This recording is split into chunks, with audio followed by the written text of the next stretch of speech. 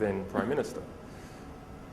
In about 1981, he moved to the UK, a sophisticated cosmopolitan man. He developed holdings in Luxembourg, grew that up to 200 companies. Other companies in Panama, all over the world, investments in Chicago, investments in Lebanon, investments in London, infiltrated the Labour Party in London. In fact, just 2 years ago, he received a painting from the House of Commons in his honour for the birthday of his business in the UK, signed by 146 members of Commons. So that's how well integrated he is into the culture of the United Kingdom. But back in 2003, he was convicted in Paris of corruption in the Elf Aquitaine scandal, the biggest corruption scandal in Europe in 30 years. By his investments in Chicago, he was also the chief financier of Tony Rezko and Roy Blagojevich. Blagojevich is the disgraced governor of Chicago that tried to sell Obama's seat. You might remember that. He tried to, when Obama became president, his Senate seat was vacated. Blagojevich tried to sell it because as governor, he was able to give it to someone else. Tony Rezko was the fundraiser for Obama, not the last election, but for his Senate. And Nahadimi Orchi was the chief financier for Tony Rezko and, at various stages, Blagojevich. So the US press, because the election was on in the US, became very, very interested in who was connected to Obama. And then later on, who was connected to Blagojevich when his corruption proceedings started.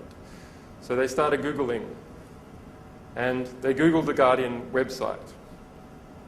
And it had the articles from 2003 saying Nahadimi Orchi has been convicted of corruption in the Elf Aquitaine scandal, and here's why. Also in the Daily Telegraph in the UK. So Nahadimi Orchi hired his lawyers to get rid of that annoying thing before the US press would write about it. So they wrote to the Telegraph, to the Guardian, and said, and later on to the New Statesman, get rid of that or we'll sue you in court, even though it's 5 years old, even though it's been in the archives forever. So those newspapers all removed it before it went to court. Why? Because under Commonwealth law, which Malaysia unfortunately follows, the burden of proof for libel is on the person making the statement. It's on the publisher. That means if you're a publisher and you're going up against a billionaire, the billionaire can just keep you in court forever because they have unlimited funds. And when you run out of funds fighting a court case, you have to pull out. But when you pull out, you haven't established proof.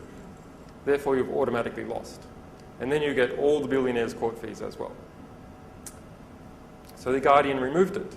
And how did they remove it? I mean, the Guardian is one of the best papers in the world. How did they remove it? Did they tell their readers they removed it? No. When you go to the pages where it was, what's there? Page not found. Not we remove this due to legal problems. Page not found. When you go to the index of the Guardian, what's there? And you search for Nahadimi Orchi for these stories. Nothing. It's removed from the index. And you say, oh, well, but it's in libraries now. It's still in libraries. It was printed. It's okay. But how do you know to go to the library? The problem is that you trust Google and you trust the index of the Guardian. You're never going to go to the library. So that's just one of several cases I know about in the West where this kind of privatized economic censorship is occurring all the time. That statistic of there being 10 secret gag orders this year for The Guardian, there were 6 last year and there were 5 the year before. So this is tremendously increasing. I mean, we're only, 10 months in, and this is 9. 10 gag orders, 1 per month now.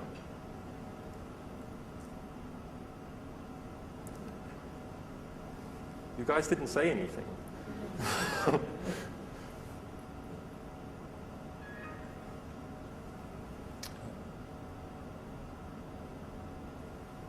So as part of that case, the New Statesman wrote, "Isn't it terrible that this censorship is going on?" in an article that talked about how we had just won a prize from The Economist for fighting censorship.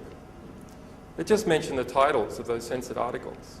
A friend of mine, Martin Bright, was one of the original authors. He's political correspondent at New Statesman, but back in 2003, he worked at The Guardian. He had written those articles. That article about us winning an anti-censorship prize was then removed because of legal threats. So, I mean, it's crazy. So we republished all those articles. Then later on, the New Statesman linked to us again and said, okay, we're not saying anything, but you know, those articles that were removed, they're over there. The New Statesman was sued again, just for linking to someone else who linked to the articles. And as they in fact made a settlement with Nahadim Yorchi earlier on that they would make an apology. Even though they didn't want to apologise, they felt they had nothing to apologise about. They were just scared of effectively a privatised fine against them, which is paying legal costs when fighting a billionaire. And in fact, the only way that we were able to resolve this issue in the UK, we republish the articles, no problem, but to get the UK papers to be able to publish it, we had to get a 90-minute session in the House of Westminster and get 3 MPs, although one would have done, to mention the facts in that article and make it part of the parliamentary record. So parliamentarians ensure that they can't be sued for saying things in Parliament. And that the press can't be sued for reporting what they say in Parliament. So now, in fact, in the UK, just for what the parliamentarian said, it can be reported. And what did one of the parliamentarians say? That the UK courts are an international disgrace and have become a Soviet-style organ of censorship. So don't think it's just Malaysia.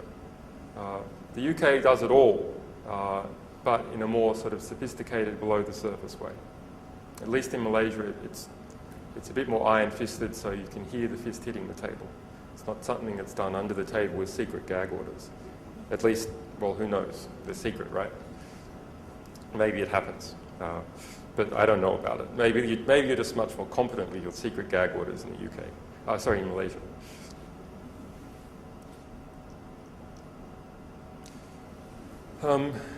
Okay, so maybe I'm about to go on to the next segment. Matt, I'll just stop and ask for any questions about what has gone before. Anyone? Come on, I know you're an Asian audience. You've got to combat the stereotype. Rob? You sir.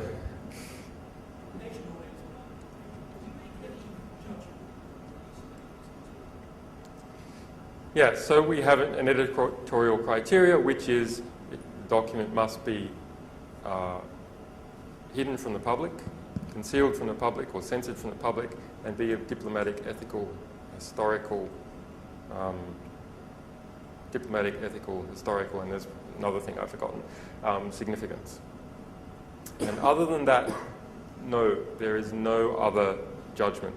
And the reason being is, for us to exercise that kind of judgment would be for us to be censoring our sources.